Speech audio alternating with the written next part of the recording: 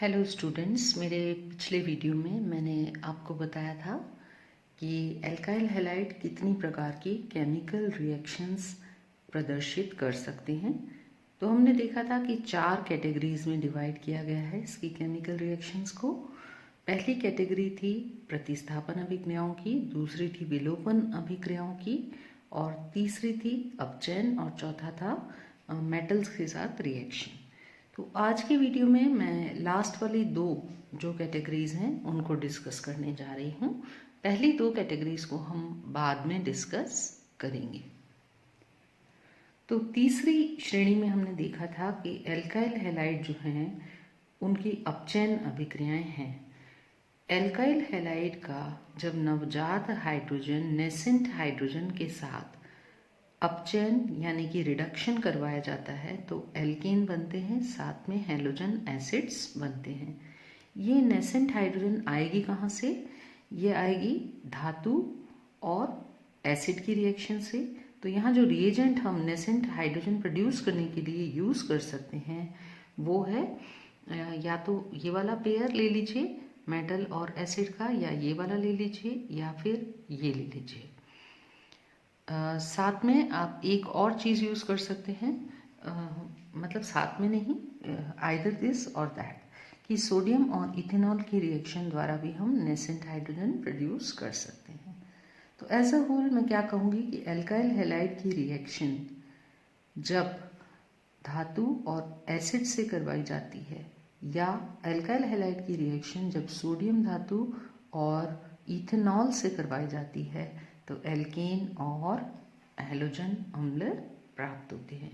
ये अभिक्रिया नवजात हाइड्रोजन की मदद से होती है, ये अपचयन अभिक्रिया। नेक्स्ट और लास्ट कैटेगरी थी मेटल्स के साथ यानी कि धातुओं के साथ अभिक्रिया। बहुत सारी धातुओं के साथ एल्किल हैलाइडों की अभिक्रिया होती है और बहुत सारे तरह तरह के यौगिक बनते हैं। 1 बाय 1 मैं इन पर बात करूंगी। पहली अभिक्रिया है मैग्नीशियम के साथ अभिक्रिया। तो जब एल्किल हैलाइड की अभिक्रिया मैग्नीशियम के साथ करवाते हैं शुष्क ईथर, ड्राई ईथर की प्रेजेंस में, तो एल्किल मैग्नीशियम आयोडाइड बनेगा। यदि यहाँ मैंने मिथाइल आयोडाइड लिया है तो यहाँ पर भी मिथाइल और आयोडाइड ही लिखना है। कोई भी एल्काइल समूह यहाँ पे मैं ले सकती हूँ, जैसे यहाँ इथाइल ले लिया है, कोई भी एल्काइल ग्रुप, कोई भी हैलोजन ग्रुप। तो यहाँ पे क्लोरीन, ब्रोमीन और आयोडीन में से कोई भी हैलोजन ग्रुप ले सकते हैं। यहाँ मैंने ब्रोमीन लिया है। यहाँ पे जब ब्रोमीन लेते हैं तो इथाइल ब्रोमाइड की रिएक्शन मैग्नीशियम से करवाने पर इथाइल मैग्नीशियम ब्रोमाइड बनेगा। इस प्रकार के यौगिकों को हम ग्रीनियर अभिकर्मक या ग्रिग्नार्ड रिएजेंट के नाम से जानते हैं। ये बहुत ही इम्पॉर्टेंट कंपाउंड्स हैं ऑर्गेनिक केमिस्ट्री के अंदर, क्योंकि ये कंपाउंड अपने आप में इतने यूज़फुल हैं कि इनसे, इनकी मदद से, इस प्रकार के कंपाउंड्स की मदद से आगे बहुत सारे कार्बनिक यौगिक बनाए जा सकते हैं, सिंथेसाइज किए जा सकते हैं। दूसरी कैटेगरी में जो अभिक्रिया है वो है लिथियम के साथ अभिक्रिया। लिथियम भी एक प्रकार का धातु ही है। तो लिथियम के साथ जब एल्किल हैलाइड की अभिक्रिया ईथर की उपस्थिति में करवाते हैं तो इथाइल लिथियम, अगर हमने यहाँ इथाइल ग्रुप लिया है तो इथाइल लिथियम, और ब्यूटाइल लिया है तो ब्यूटाइल लिथियम, यानी कि जो भी एल्काइल ग्रुप लिया है तो एल्काइल लिथियम प्रोडक्ट प्राप्त होते हैं। ये अभिक्रिया एक अक्रिय विलायक जैसे कि पेंटेन की उपस्थिति में पूरी करवाई जाती है। ये जो दोनों कैटेगरीज के ऑर्गेनोमेटेलिक कंपाउंड्स हैं, कार्ब धात्विक यौगिक हैं, चाहे वो एल्काइल लिथियम हो चाहे वो ग्रिग्नार्ड रिएजेंट्स हो, तो ये बहुत ही यूजफुल हैं ऑर्गेनिक रिएक्शन में। यह मैंने लिख भी दिया है, organometallic compounds are very useful in synthesis of other organic compounds,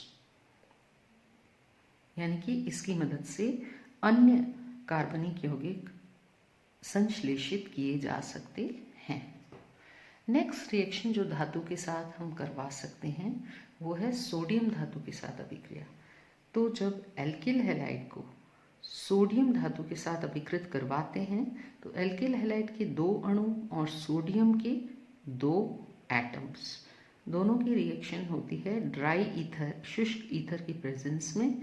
और इस अभिक्रिया में ये सोडियम जो है वो दोनों अणुओं में से हैलोजन निकाल लेता है और सोडियम हैलाइड बना देता है, और बाकी बचे हुए 2 एल्किल समूह आपस में जुड़कर एल्केन बनाते हैं। तो जितने कार्बन का हमारा एल्किल समूह होगा, इधर मान लीजिए 1 कार्बन है, इधर भी 1 है, तो दोनों मिलकर 2 कार्बन वाला एल्केन बनाएंगे। इस अभिक्रिया को वुड्स अभिक्रिया कहा जाता है।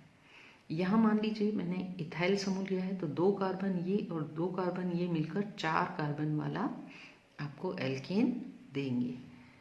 इस अभिक्रिया में यदि मैं अलग अलग प्रकार के एल्किल हैलाइड लूँ, मान लीजिए कि एक तो मैंने ले लिया है इथाइल ब्रोमाइड और एक ले लिया है मिथाइल ब्रोमाइड, तो इथाइल और मिथाइल ब्रोमाइड को मिक्स करके जब सोडियम से रिएक्शन करवाएंगे ड्राई ईथर की प्रेजेंस में, तो हमको केवल एक एल्केन नहीं मिलेगा। ऐसा नहीं है कि इथाइल समूह और मिथाइल समूह जोड़कर यहाँ पे प्रोपेन बना देंगे। 3 प्रकार के एल्केन मिलेंगे। कैसे? वो ऐसे कि यहाँ मैं ये रिएक्शन लिख देती हूँ, जैसे कि ये CH3 CH2 Br,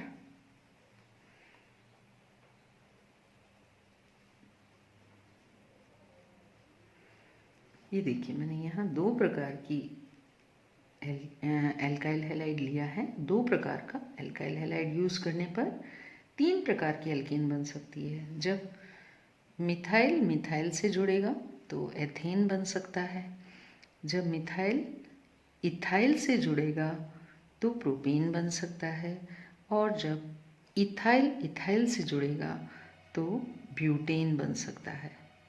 इस प्रकार की अभिक्रिया को हम कहते हैं मिश्रित वुड्स अभिक्रिया। और ऑफ कोर्स आपका NaBr तो बनेगा ही बनेगा, लेकिन यहाँ पे 3 प्रकार के यानी कि मिश्रित एल्केन्स प्राप्त होंगे। तो ये एल्केन बनाने का बहुत अच्छा मेथड है। एल्केन वाले चैप्टर में आपने एल्केन को बनाने के मेथड्स में ये पढ़ा होगा। ये मिश्रित वुड्स अभिक्रिया उतनी यूजफुल नहीं है, लेकिन यदि हम एक ही प्रकार का एल्काइल हैलाइड लें तो प्योरली एक ही प्रकार का एल्केन प्राप्त होता है।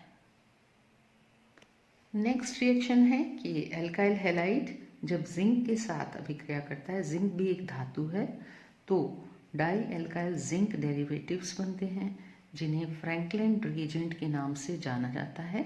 तो एल्किल हैलाइड से फ्रैंकलिन रिएजेंट कैसे बनाएंगे, ये क्वेश्चन पूछा जाता है।